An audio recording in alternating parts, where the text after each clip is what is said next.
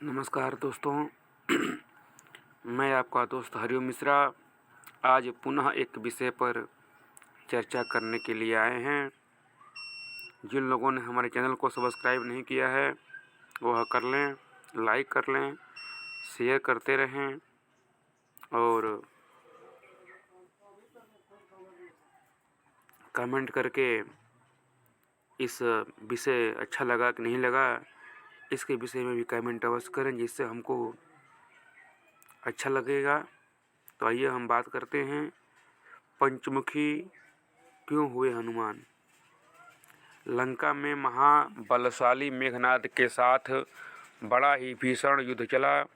अंततः मेघनाद मारा गया। रावण जो अब तक मद में चूर था, राम सेना खास तौर पर लक्ष्मण का पराक्रम सुनकर थोड़ा तनाव में आया। रावण को कुछ दुखी देखकर रावण की मां कैकसी ने उसके पाताल में बसे दो भाइयों अहिरावण और महिरावण की याद दिलाई। रावण को याद आया कि यह दोनों तो उसके बचपन के मित्र रहे हैं। लंका का राजा बनने के बाद उनकी सुध ही नहीं रही थी। रावण यह भली प्रकार जानता था कि अहिरावण व महिरावण तंत्र मंत्र के महापंडित, जादू टोने के धनी और माँ कामाक्षी के परम भक्त हैं। रावण ने उन्हें बुला भेजा और कहा कि वह अपने छल बल कौशल से श्री राम लक्ष्मण की सफाया कर दे। यह बात दूतों के जरिए विभीषण को पता लग गई। युद्ध में अहिरावण व महिरावण जैसे परम मायावी के शामिल होने से विभीषण चिंता में पड़ गए। विभीषण को लगा कि भगवान श्री राम लक्ष्मण की सुरक्षा व्यवस्था और कड़ी करनी पड़ेगी। इसके लिए उन्हें सबसे बेहतर लगा कि इसका जिम्मा परम वीर हनुमान को, राम लक्ष्मण को सौंप दिया जाए। साथ ही वे अपने ही निगरानी में लगे थे। राम लक्ष्मण की कुटिया लंका में सुवेल पर्वत पर बनी थी। हनुमान जी ने भगवान श्री राम की कुटिया के चारों ओर एक सुरक्षा घेरा खींच दिया।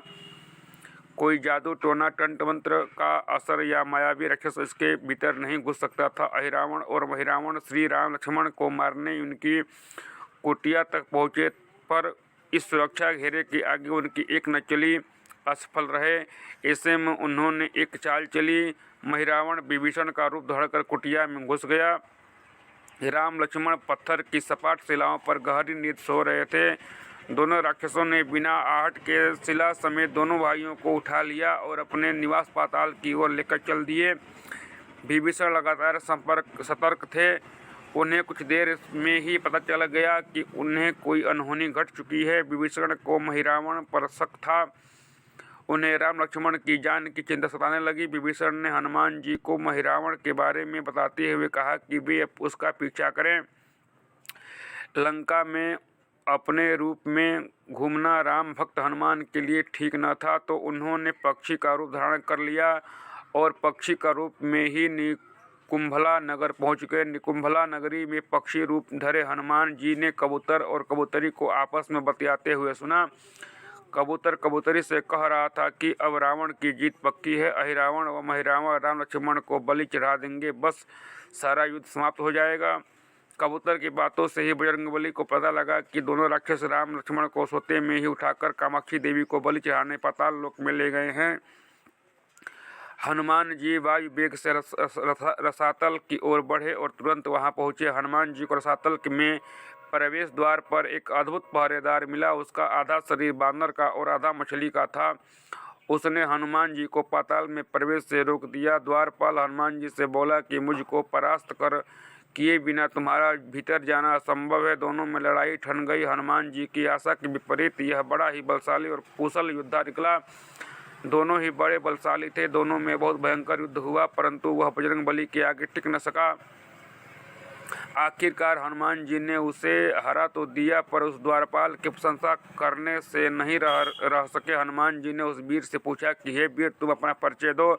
तुम्हारा स्वरूप भी कुछ ऐसा है कि उससे कौतूहल हो रहा है। उस वीर ने उत्तर दिया, मैं हनुमान का पुत्र हूँ और एक मछली के गर्भ से पैदा हुआ हूँ। मेरा नाम है मकरध्वज। हनुमान जी ने यह सुना तो आश्चर्य में पड़ गए। वह वीर की बात सुनने लगे। मकरध्वज ने कहा, लंका दहन के बाद हनुमान जी समुद्र में अपनी अग्नि शांत करने पहुंचे। उनके शरीर से पसीने के रूप में तेज गिरा। उस समय मेरी माँ ने आहार के लिए मुख खोला था। वह तेज मेरी माता के अपने मुख में ले लिया और गर्भवती हो गई। उससे मेरा जन्म हुआ है। हनुमान जी ने जब यह सुना तो मकरध्वज को बताया कि वह ही हनुमान है। मकरध्वज ने हनुमान जी के चरण स्पर्श किए और हनुमान जी ने भी अपने बेटे को गले लगा लिया और अपना वहां आने का पूरा कारण बताया। उन्होंने अपने पुत्र से कहा कि अपने पिता के स्वामी की रक्षा में सहायता करो। मकरध्वज ने हनुमान जी को बताया कि वो कुछ ही देर में राक्षस बलि के लिए आने वाले हैं। बेहतर होगा कि आप रूप बदल करके कामाक्षी के मंदिर में जाकर बैठ जाइए। उनको सारी पूजा झरोखे से करने को कहिए। हनुमान जी ने अपने पहले तो मधुमक्खी का भेष धरा और माँ कामाक्षी के मंदिर में घुस गए। हनुमान जी ने माँ कामाक्षी को नमस्कार कर सफलता की कामना की और फिर पूछा, हे माँ, क्या आप वास्तव में श्री राम लक्ष्मण जी की बलि चाहती हैं? हनुमान जी के इस प्रश्न पर माँ कामाक्षी ने उत्तर दिया कि नहीं, मैं तो दुष्ट अहिरावण व महिरावण की बलि चाहती हूँ। यह दोनों मेरे भक्त तो हैं पर अधर्मी और अत्याचारी भी हैं। आप अपने प्रयत्न करो, सफल रहोगे। मंदिर में 5 दीप जल रहे थे, अलग अलग दिशाओं और स्थान पर। माँ ने कहा कि यह दीप अहिरावण ने मेरी प्रसन्नता के लिए जलाए हैं। जिस दिन ये एक साथ बुझा दिए जा सकेंगे उसका अंत सुनिश्चित हो सकेगा। इसी बीच गाजे बाजे का शोर सुनाई पड़ने लगा। अहिरावण महिरावण बलि चढ़ाने के लिए आ रहे थे। हनुमान जी ने अब माँ कामाक्षी का रूप धरा। जब अहिरावण और महिरावण मंदिर में प्रवेश करने ही वाले थे कि हनुमान जी का महिला स्वर गूंजा। हनुमान जी बोले, मैं कामाक्षी देवी हूँ और आज मेरी पूजा झरोखे से करो। झरोखे से पूजा आरंभ हुई। ढेर सारा चढ़ावा माँ कामाक्षी को झरोखे से चढ़ाया जाने लगा। अंत में बंधक बलि के रूप में राम लक्ष्मण को भी उसी में डाला गया। दोनों बंधन में बेहोश थे। हनुमान जी ने तुरंत उन्हें बंधन मुक्त किया। अब पाताल लोक से निकलने की बारी थी, पर उससे पहले माँ कामाक्षी के सामने अहिरावण महिरावण का बलि देकर इनकी इच्छा पूरी करना और दोनों राक्षसों को उनके किए की सजा देना शेष था। अब हनुमान जी ने मकरध्वज को कहा कि वह अचेत अवस्था में लेटे हुए भगवान से लक्ष्मण का खास ख्याल रखें और उसके साथ मिलकर दोनों राक्षसों के खिलाफ युद्ध छेड़ दिया। पर यह युद्ध आसान न था। अहिरावण और महिरावण बड़ी मुश्किल से मरते तो फिर 5-5 के रूप में जिंदा हो जाते। इस विकट स्थिति में मकरध्वज ने बताया कि अहिरावण की एक पत्नी नाग कन्या है। अहिरावण उसे बलात् हर लाया है। वह उसे पसंद नहीं करती पर मन मार के उसके साथ है। वह अहिरावण के राज जानती होगी।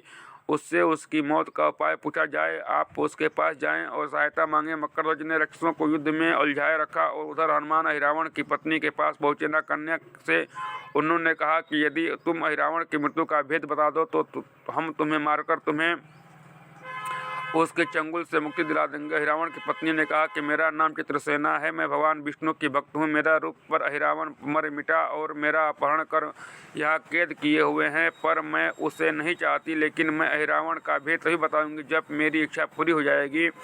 हनुमान जी ने अहिरावण की पत्नी नागकन्या चित्रसेना से पूछा कि आप अहिरावण की मृत्यु का रहस्य बताने में मेरी बदले में क्या चाहती हैं? आप मुझसे अपनी शर्त रखें, मैं उसे जरूर मानूंगा। चित्रसेना ने कहा, दुर्भाग्य से अहिरावण जैसा असुर मुझे हर लाया, इससे मेरा जीवन खराब हो गया। मैं अपने दुर्भाग्य को सौभाग्य में बदलना चाहती हूँ। आप अगर मेरा विवाह श्री राम से कराने का वचन दे तो मैं अहिरावण के वध का रहस्य बताऊंगी। हनुमान जी सोच में पड़ गए। भगवान श्री राम तो एक पत्नी निष्ठ हैं। अपनी धर्म पत्नी देवी सीता को मुक्त कराने के लिए असुरों से युद्ध कर रहे हैं। वह किसी और से विवाह करने की बात तो कभी नहीं स्वीकारेंगे। मैं कैसे वचन दे सकता हूँ? फिर सोचने लगे कि यदि समय पर उचित निर्णय न लिया तो स्वामी के प्राण ही संकट में है। असमंजस की स्थिति में बेचैनी हनुमान जी ने राह निकाली कि सांप भी मर जाए, लाठी में टूटे। हनुमान जी बोले कि तुम्हारी शर्त स्वीकार है, पर हमारी भी एक शर्त है। यह विवाह तभी होगा जब तुम्हारे साथ भगवान श्री राम जिस पलंग पर आसीन होंगे वह सही सलामत रहना चाहिए। यदि वह टूटा तो उससे अपशगुन मानकर वचन से पीछे हट जाऊंगा। जब महाकाय अहिरावण के बैठने से पलंग नहीं टूटता तो भला श्री राम के बैठने से कैसे टूटेगा? यह सोचकर चित्रसेना तैयार हो गई। उसने अहिरावण समेत सभी राक्षसों के अंत का सारा भेद बता दिया। चित्रसेना ने कहा कि दोनों राक्षसों के बचपन की बात है। इन दोनों के कुछ शरारती राक्षस मित्रों ने कहीं से एक भ्रामरी को पकड़ लिया। मनोरंजन के लिए वे उन्हें भ्रामरी को बार बार कांटों से छेड़ रहे थे। भ्रामरी साधारण भ्रामरी न थी, वह भी बहुत मायावी थी, किंतु किसी कारणवश वह पकड़ में आ गई थी। भ्रामरी की पीड़ा सुनकर अहिरावण और महिरावण को दया आ गई और अपने मित्रों से लड़ करके उसे छुड़ा लिया। मायावी भ्रामरी का पति भी अपनी पत्नी की पीड़ा सुनकर आया था। अपनी पत्नी की मुक्ति से प्रसन्न होकर के उस भौरों ने वचन दिया था कि तुम्हारे उपकार का बदला तब सभी भ्रमर जाति मिलकर चुकाएंगे। ये भौरे अधिकतर उसके शयन कक्ष के पास रहते हैं। ये सब बड़ी भारी संख्या में हैं। दोनों राक्षसों को जब भी मारने का प्रयास हुआ है और ये मरने को हो जाते हैं, तब भ्रमर उसके मुख से एक बूंद अमृत का डाल देते हैं। उस अमृत के कारण ये दोनों राक्षस मरकर जिंदा हो जाते हैं। इनके कई कई रूप उसी अमृत के कारण हैं। इन्हें जितनी बार फिर से जीवन दिया गया उनके उतने नए रूप बन गए, इसलिए उनके पहले इन भ्रमरों को मारना होगा। हनुमान जी रहस्य जानकर लौटे। मकरध्वज ने अहिरावण को युद्ध में उलझा रखा था, तो हनुमान जी ने भंवरों का खात्मा शुरू किया। वे आखिर हनुमान जी के सामने कहाँ तक टिकते। जब सारे भ्रमर खत्म हो गए और केवल एक बचा, तो वह हनुमान जी के चरणों में लौट गया। उसने हनुमान जी से प्राण रक्षा की याचना की। हनुमान जी पसीज गए। उन्होंने उसे मोक्ष करते हुए एक काम सौंपा। हनुमान जी बोले, मैं तुम्हें प्राण देना चाहता हूँ, पर इस शर्त पर कि तुम यहाँ से तुरंत चले जाओगे और अहिरावण की पत्नी के पलंग की पार्टी में घुसकर जल्दी से जल्दी उसे पूरी तरह खोखला बना दोगे।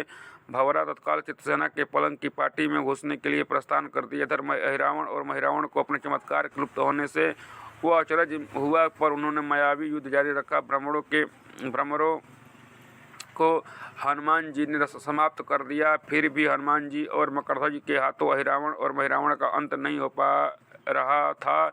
यह देखकर हनुमान जी कुछ चिंतित हुए। फिर उन्हें कामाक्षी देवी का वचन याद आया। देवी ने बताया था कि अहिरावण की सिद्धि है कि जब पांचों दीपकों एक साथ बुझेंगे तभी वे नए नए रूप धारण करने में असमर्थ होंगे और उनका वध हो सकेगा। हनुमान जी तत्काल पंचमुखी रूप धारण कर लिया। उत्तर दिशा में वराह मुख, दक्षिण दिशा में नरसिंह मुख, पश्चिम में गरुण मुख, आकाश की ओर हयग्रीव मुख एवं पूर्व दिशा में हनुमान मुख। इसके बाद हनुमान जी ने अपने 5 मुख द्वारा एक साथ पांचों दीपक बुझा दिए। अब उनके बार पैदा होने और लंबे समय तक जिंदा रहने की सारी शंकाएं समाप्त हो गई थी। हनुमान जी और मकरध्वज के हाथों शीघ्र ही दोनों राक्षस मारे गए। इसके बाद उन्होंने श्री राम और लक्ष्मण जी की मूर्छा दूर करने के उपाय किए। दोनों भाई होश में आ गए। चित्रसेना भी वहां आ गई थी। हनुमान जी ने कहा, प्रभु अब आप अहिरावण और महिरावण के छल और बंधन से मुक्त हुए, पर इसके लिए हमें इस नाग कन्या की सहायता लेनी पड़ी थी। अहिरावण उसे बलपूर्वक उठा लाया था। वह आपसे विवाह करना चाहती है, कृपया इससे विवाह करके अपने साथ ले चलें, इससे उसे भी मुक्ति मिलेगी। श्री राम हनुमान जी की बात सुनकर चकराए। उसने पहले कि वह कुछ समझ पाते, कुछ कह पाते, हनुमान जी ने ही कह दिया, भगवान आप तो मुक्तिदाता हैं। अहिरावण को मारने का भेद इसी ने बताया है। इसके बिना हम उसे मारकर आपको बचाने में असफल न हो पाते। कृपा निधान इससे भी मुक्ति मिलनी चाहिए, परंतु आप चिंता न करें। हम सबका जीवन बचाने वाले के प्रति बस इतना कीजिए कि आप बस इस पलंग पर बैठिए, बाकी का काम मैं संपन्न करवाता हूँ।